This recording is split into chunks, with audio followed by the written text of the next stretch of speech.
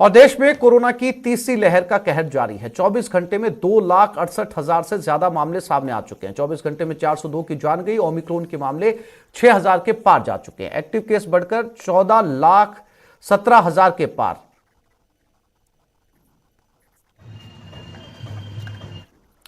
तो लगातार कोरोना की रफ्तार बढ़ती जा रही है। देश में कोरोना की तीसरी लहर का कहर लगातार जारी है। 24 घंटे में 2,68,000 से ज्यादा मामले सामने आ चुके हैं। 402 की जान चली गई केवल 24 घंटे में। और सिर्फ ओमिक्रॉन के मामले 6,000 के पार जा चुके हैं।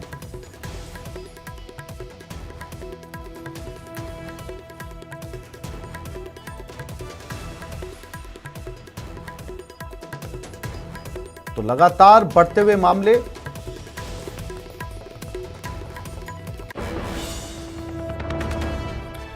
और एक नजर राजस्थान में कोरोना के बढ़ते कहर पर।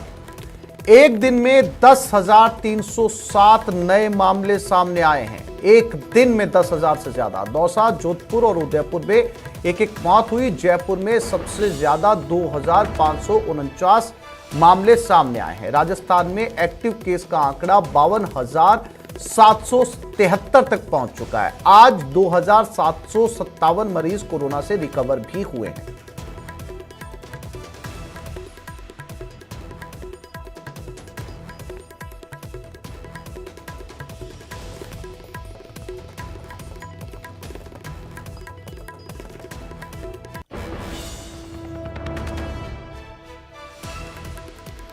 तो राजस्थान में 10,000 से ज्यादा केसेस एक दिन में। और ये ग्राफिक्स के जरिए अब आपको बताते हैं कि कोरोना का ग्राफ किस तरीके से बढ़ रहा है। 10 जनवरी को 6,095 मामले एक दिन में सामने आए थे। 11 जनवरी को 6,366 मामले एक दिन में सामने आए थे। 12 जनवरी को 9,488 मामले एक दिन में सामने आए। और 13 जनवरी को 9,881 मामले। 14 जनवरी को 10,307 मामले सामने आए। यानी कि सिर्फ 5 दिनों में 42,137 मामले सामने आ चुके हैं।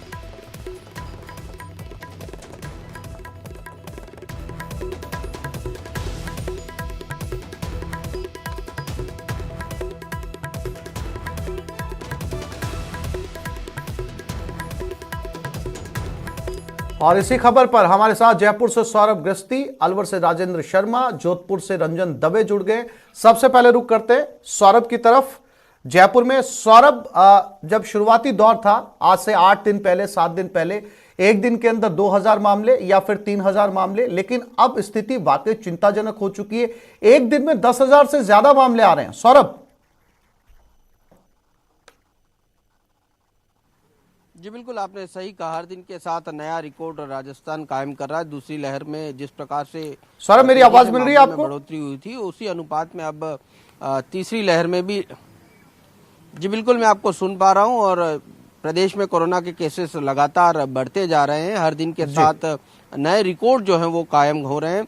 दूसरी लहर में जिस प्रकार की स्थिति थी, उसी तरह की स्थिति इस वक्त भी देखने को मिल रही है। जनवरी के महीने में ही प्रदेश में 85,000 जो है वो मामले सामने आ चुके हैं। और राजधानी जयपुर सबसे ज़्यादा केसेस राजधानी जयपुर में देखने को मिल रहे हैं।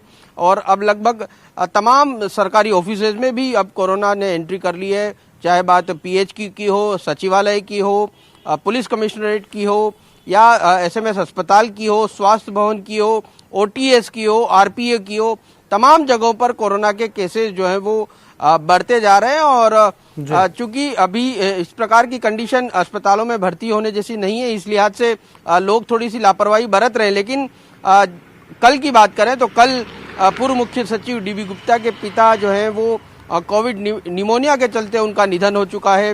वैक्सीनेशन का प्रदेश में जिम्मा संभाल रहे doctor Raghuraj Singh corona positive जो है वो हो चुके हैं। तो अब हर आम और खास को ये कोरोना जो है वो संक्रमित कर रहा है। और अगले कुछ दिनों इसी प्रकार की स्थिति देखने को मिल सकती है। केसेस में कमी होने की उम्मीद जो है वो फिलहाल नहीं है, क्योंकि अब मकर संक्रांति गुजरी है। तो मकर संक्रांति पर भी काफ़ी लोगों ने मूवमेंट बाजारों में किया है। और कई लोगों से गैदरिंग जो है वो देखने को मिली है। इस लिहाज से अगले कुछ दिनों में केसेस में और बढ़ोतरी जो है वो हो सकती है। आज से नाइट कर्फ्यू भी शुरू होने वाला है। रात 11 बजे से नाइट कर्फ्यू की शुरुआत जो है वो होगी और कल जो है वो कई तरह की बंदिशें देखने को मिल सकती है। हालांकि दूध, सब्जी, फल इस प्रकार के जो काम है उन पर जो है वो रियायत राज्य सरकार द्वारा दी गई है, लेकिन संक्रमण जो है वो बहुत तेजी से अब हर जिले, हर गांव में जो है वो पहुंचता जा रहा है। यानी आप सौरभ ये कहना चाह रहे हैं कि कुछ ही दिनों के अंदर जो संक्रांत पे भीड़ इकट्ठी हुई थी बाजार में, उसके आंकड़े भी अब जो है कुछ दिनों के अंदर सामने आने वाले हैं।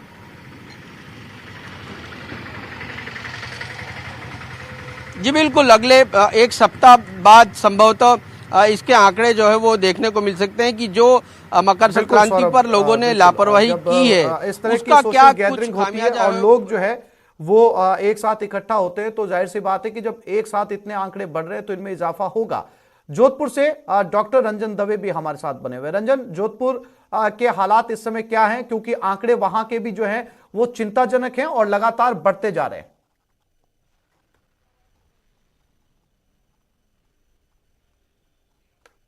101 का आंकड़ा आया है जोधपुर में कोरोना पॉजिटिव का। उससे बीते दिन 700 था, उससे पहले भी 700 था और लगातार जो है आंकड़ा जो बढ़ते क्रम में जा रहा है, घटते क्रम में नहीं जा रहा, तो ये एक चिंता की बात है। दूसरी बात, राहत की बात यह है कि 515 जो है वो पॉजिटिव जो रोगी थे उन्होंने वापस सामान्य जीवन में प्रवेश किया है, तो ये एक हल्की सी राहत भरी बात है। लेकिन इन सब के बीच में यदि बात की जाए तो फीसद के हिसाब से देखा जाए तो जोधपुर में जयपुर से ज़्यादा है जो पॉजिटिव रोगियों की संख्या जो है प्रतिशत के हिसाब से 19 दशमलव कुछ अधिक है, 20 के आसपास कही जा सकती है, 1 दशमलव कुछ अधिक है जयपुर से।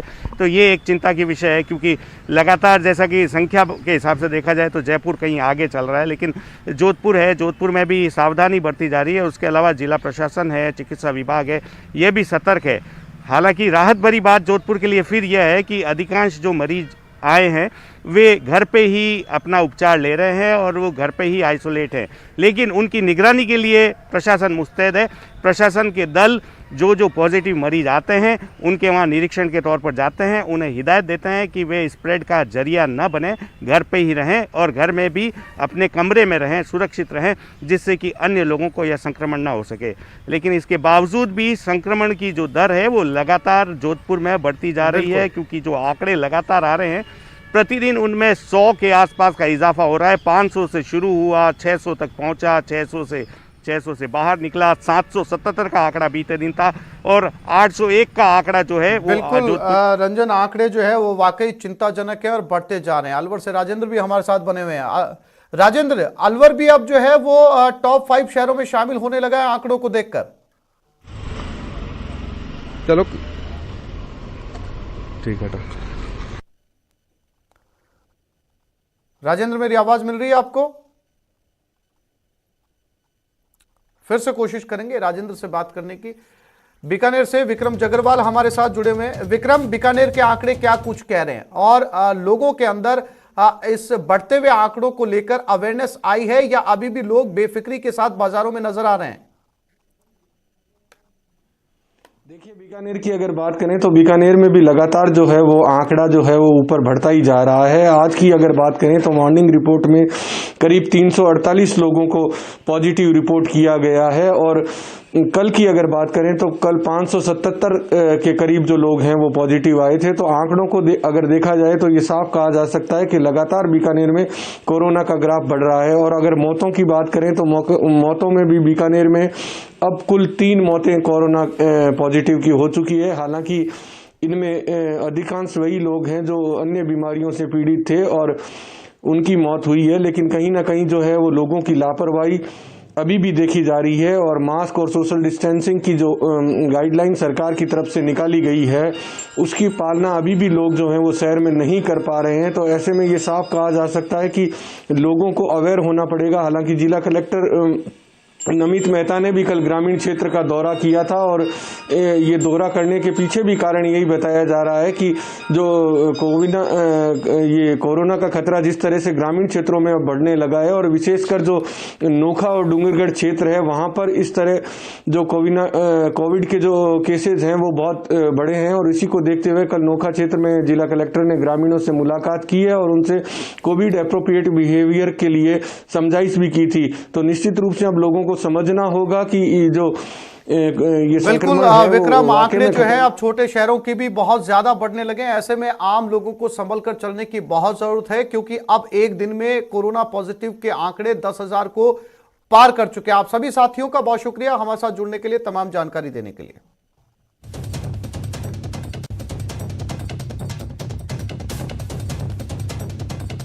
कोटा में एसिड से भरा टैंकर पलट गया। टैंकर पूरी तरीके से क्षतिग्रस्त हो गया। हादसे में कोई हताहत नहीं हुआ। बोरखंडी के पास घुमाव पर यह हादसा हुआ है। पुलिस मामले की जांच में जुट गई है।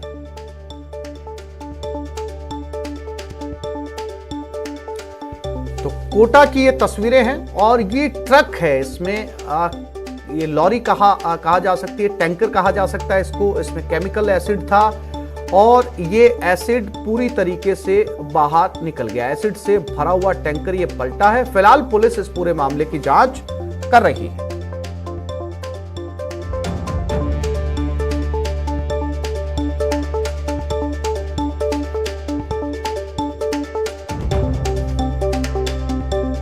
इस बुलेटिन में फिलहाल इतना ही। नमस्कार।